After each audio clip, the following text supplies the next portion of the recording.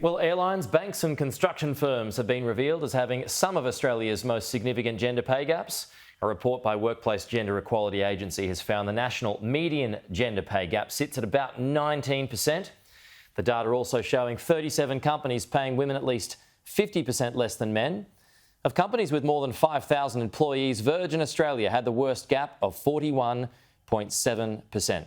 Let's go to Canberra now. Joining us is the Workplace Gender Equality Agency Chief Executive, Mary Wooldridge. Mary, thanks for your time this morning. So just elaborate on that. What can you tell us about the trend that you've discovered in this report? So this is important information that's been released for the first time today. Employers have had this information confidentially previously, but now we're able to publish it so that everyone can understand the gender pay gap at Australia's largest companies.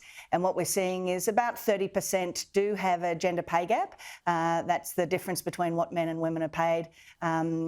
Of close to zero, which is obviously the target range, but closer to 2/3 have a gender pay gap in favour of men. And that's really where we need to focus to try and make sure that it's more equal in the workplace and there's opportunities for women and men at all levels of the organisation. Okay. And does the data compare men and women doing the same job within a company?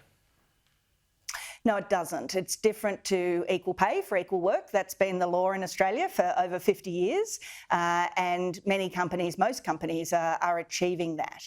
This goes a step further, and it is an internationally recognised way to look at gender equality, whether it's in a company, in an industry or a nation. Okay. And it looks at all workers, men and women, and so it takes composition and the roles into account as well as the pay. But just on that data though, in that sense, does it mean results are misleading? I mean, for example, if we single out an airline, we just pointed to Virgin just now, a pilot is going to earn more than a flight attendant or a boss as opposed to administrative staff. So in that sense, is it unfair to single out? No, it's exactly what it's measuring. I mean, we're very upfront and open that it measures something different to equal pay. And what the employers have said quite comprehensively is it reflects different composition, that in many cases, men are actually nearly doubly likely to be in the higher paying roles and women are 50% more likely to be in the lower paying roles.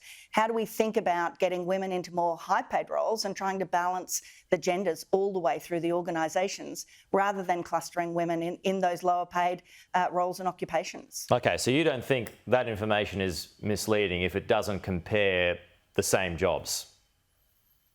No, I don't, because we're very open about what it's measuring and it's trying to shift. It's the next wave in terms of where we need to go. Why aren't there more women who are pilots? Why aren't there more women who are senior executives and CEOs?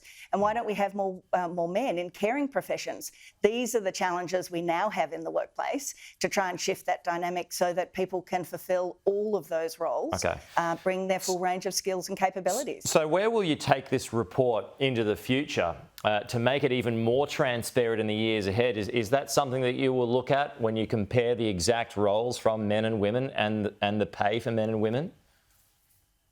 Well, as I say, that's already the law. So that's a baseline, that's an expectation.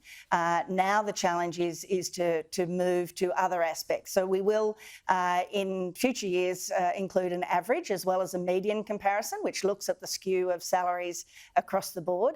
We will be including CEO remuneration next year in terms of our information, so it's a better reflection of the numbers and the makeup of an organisation.